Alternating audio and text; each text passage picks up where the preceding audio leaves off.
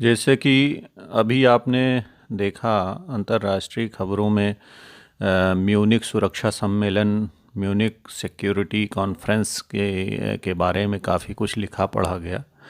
वस्तुतः म्यूनिक जो जर्मनी की राजधानी रही है, वहाँ पे पहले के दौर में 1963 में एक ऑर्गेनाइजेशन की स्थापना हुई। वस्तुतः यह ऑर्गेनाइजेशन एक एनजीओ के रूप में काम करती है, जो पूरी दुनिया में शांति और व्यवस्था तथा अमन भाईचारे का प्रतीक मानी जाती है। हर वर्ष फरवरी महीने में इसका एक कॉन्फ्रेंस होता है, जिसमें विभिन्न देशों के राष्ट्राध्यक्ष, साथ ही साथ विभिन्न संगठनों के के प्रमुख और एनजीओ से जुड़े हुए लोग एकत्र होते हैं और विभिन्न शांति और व्यवस्था के मुद्दों पर चर्चा करते हैं। 1963 से यह चर्चा अनवरत जारी है। प्रतिवर्ष इस संगठन के माध्यम से विभिन्न देशों के राष्ट्राध्यक्ष और विभिन्न संगठनों के प्रमुख तथा मुख्य सामाजिक संस्थाओं के लोग एकत्रित होते रहे हैं और यह कार्यक्रम इस वर्ष 2022 में 18 फरवरी से 20 फरवरी के बीच म्यूनिख शहर में आयोजित किया गया, जो पूर्व में जर्मनी की राजधानी थी, जैसा कि आपको मैंने अवगत कराया। और इस वर्ष का जो कॉन्फ्रेंस था, उसमें 30 देशों के राष्ट्राध्यक्षों ने भाग लिया। भारत की ओर से भारत के विदेश मंत्री आदरणीय जयशंकर जी, जयशंकर सुब्रमण्यम जयशंकर जी ने इसमें प्रतिभाग किया। इसके अलावा अमेरिका की ओर से अमेरिका की उपराष्ट्रपति कमला हैरिस और यूनाइटेड नेशन के जो प्रमुख एंटोनियो गुटेरेस भी इसमें शामिल रहे। रशिया ने इस संगठन या इस सम्मेलन का बहिष्कार किया। इस संगठन या इस सम्मेलन का जो मूल उद्देश्य या मूल मकसद था, वो शांति और व्यवस्था को कायम रखने के प्रति विचार करना था। पोस्ट कोविड यानी कोविड की समाप्ति के पश्चात कैसे दुनिया भर की व्यवस्था में बदलाव आया है और किस प्रकार से अंतर्राष्ट्रीय शांति और व्यवस्था को स्थापित किया जाए, जिससे विकास के नए पथ पर पूरे दुनिया को आगे बढ़ाया जा सके, इस विषय पर चर्चा हुई है। और इस चर्चा में साथ ही साथ जलवायु परिवर्तन के मुद्दे भी शामिल किए गए।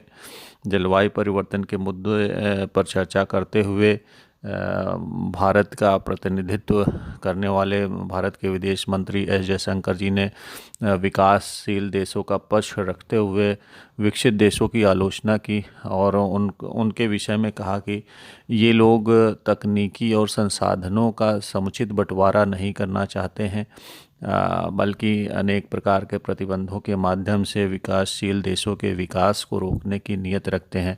अतः अगर विश्व में शांति और व्यवस्था को कायम किया जाना है, तो अब विकसित राष्ट्रों को अपनी तकनीकी को विकासशील राष्ट्रों को या अल्प विकसित राष्ट्रों को देना ही होगा। साथ ही साथ जो संसाधन है, उसका अलॉटमेंट भी अमीर से गरीब राष्ट्रों की ओर होना चाहिए, ताकि वो इसका इस्तेमाल करके विश्व में एक नई शांति और व्यवस्था की स्थापना कर सकें। इस पर विकासशील राष्ट्रों के मत पर विकसित राष्ट्रों ने अपने पक्ष को रखते हुए कहा कि अभी इस प्रकार की स्थितियां उत्पन्न नहीं हुई हैं कि विकासशील राष्ट्रों को अत्यधिक मात्रा में आर्थिक संसाधन और सहयोग की आवश्यकता है। तकनीकी रूप से हम लोग पूरी सहयोग और मदद करने के लिए तैयार हैं, लेकिन विकासशील राष्ट्रों को स्वयं अपने पक्ष या हित की रक्षा करने के बारे में प्रयास करना चाहिए। इसके अतिरिक्त एक अन्य मुद्दा जो पूरे चर्चा के दौरान छाया रहा, वो यूक्रेन संकट या यूक्रेन विवाद है। वस्तुतः यूक्रेन विवाद के विषय में चर्चा करते हुए वहाँ के जो प्रमुख राष्ट्राध्यक्ष हैं, उन लोगों ने यह चर्चा की कि यूक्रेन विवाद तृतीय विश्व युद्ध का कारण बन सकता है। अतः विकसित राष्ट्रों के साथ साथ पूरी दुनिया को भी इस विषय पर चर्चा करनी चाहिए और इसमें सहयोग करके विश्व शांति की स्थापना का प्रयास किया जाना चाहिए। मंच संचालन करते हुए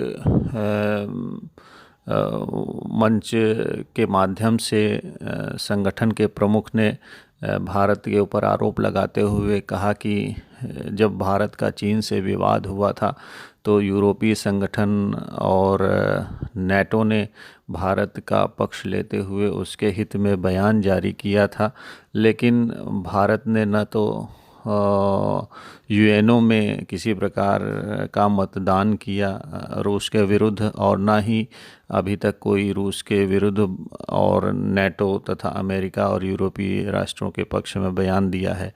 यह एक अत्यंत ही विचारणीय और मुद्दा है। और साथ ही साथ कहा कि दक्षिण चीन सागर में चीन के द्वारा जो भी कार्यवाही की जा रही है उसका संपूर्ण यूरोपीय यूनियन और अमेरिका विरोध करता है। इसके जवाब में भारत के विदेश मंत्री जयशंकर ने अपना पक्ष रखते हुए भारतीय हित की रक्षा की बात कही। उनके अनुसार अगर यूरोपीय यूनियन को यह लगता है कि यूक्रेन का मुद्दा और नेटो का मुद्दा तथा दक्षिणी चीन सागर का मुद्दा एक ही है तो कदापि इसकी भूल नहीं की जानी चाहिए। 2010-11 से ही चीन द्वारा लगातार न सिर्फ भारत के हितों की अवहेलना की जा रही है बल्कि 1975 से जो युद्ध की स्थिति नहीं थी, पहली बार गलवान में भारत और चीन के बीच एक हिंसक संघर्ष हुआ। इसी प्रकार चीन अपने पड़ोस के देशों के ऊपर भी अनेक प्रकार से प्रतिबंध लगाता है, उनको अपने ताकत के माध्यम से डराना चाहता है, जिसका प्रतिकार भारत कर रहा है और भारत निरंतर इसका प्रतिकार करता रहेगा। रूस के द्वारा इस सम्मेलन में भागीदारी नहीं की गई। कैमिला हैरिस ने कहा कि वह किसी भी कीमत तक यूक्रेन के संप्रभुता की रक्षा का पूरा प्रयास करेगा और अगर वो चीन नहीं मानता है तो उसके ऊपर अनेक प्रकार के प्रतिबंध लगाने की भी स्थितियां उत्पन्न की जा सकती हैं।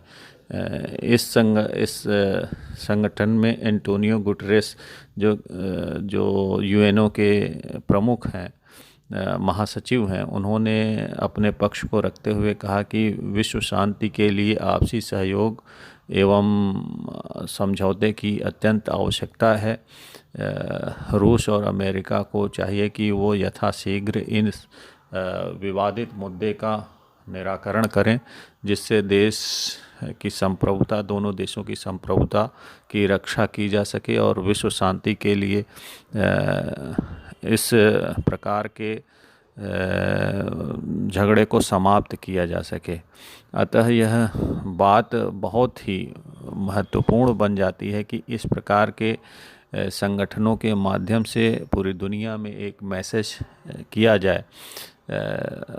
साथ ही साथ जयशंकर ने क्वाड के मुद्दे पर भी एक महत्वपूर्ण टिप्पणी की। उन्होंने कहा कि क्वाड की स्थापना 2017 के आसपास की गई थी, जो दक्षिण चीन सागर में अमेरिका और भारत, जापान, ऑस्ट्रेलिया के सामूहिक हितों और सहयोग की रक्षा के लिए किया गया एक प्रयास है। इसको नेटो से किसी भी प्रकार से मिलाया नहीं जाना चाहिए। यह एक अनुचित बात होगी क्योंकि नेटो एक सैन्य संगठन है जबकि क्वाड एक आर्थिक और सामाजिक संगठन है। इसके माध्यम से व्यापार और समझौते की बात की जा रही है। अतः यह एक महत्वपूर्ण मुद्दा बन जाता है जिसका चीन भी विरोध करता रहा है कि क्वाड के माध्यम से भारत वहाँ दक्षिणी चीन सागर में चीनी हितों को चुनौती दे रहा है, जो कि कदापि उचित नहीं है। इसके जवाब में भारत ने अपना पक्ष बहुत मजबूती के साथ रखा और साथ ही साथ भारत ने स्पष्ट कर दिया है कि वह अपने हितों की रक्षा के लिए पूरी तरीके से कृत संकल्प है एवं विश्व